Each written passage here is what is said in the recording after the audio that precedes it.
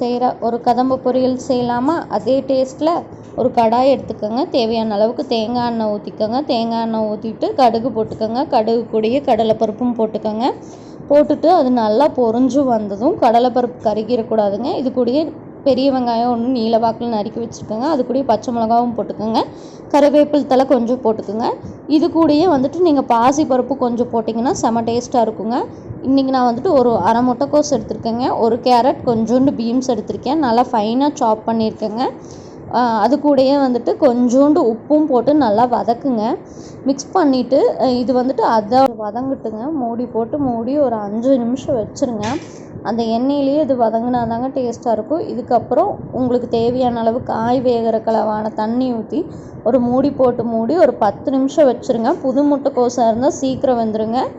வாங்கி 4-5 நாள் ஆச்சுன்னா வேகிறதுக்கு லேட் ஆகுங்க. அதனால சொன்னேன். இந்த தண்ணி ஊற்றுனதும் தேங்காய் துருவல் போட்டு இறக்குனிங்கன்னா அச்சசல் கல்யாண வீட்டில் சாப்பிட்ற மாதிரியே கதம்ப பொரியல் ரெடிங்க. செஞ்சு பார்த்துட்டு எப்படி இருக்குன்னு மறக்காமல் கமெண்ட் பண்ணுங்கள். பிடிச்சிருந்தா லைக் பண்ணுங்கள், ஷேர் பண்ணுங்கள், சப்ஸ்கிரைப் பண்ணுங்கள். பக்கத்தில் இருக்கிற பெல் ஐக்கானையும் கிளிக் பண்ணிக்கோங்க.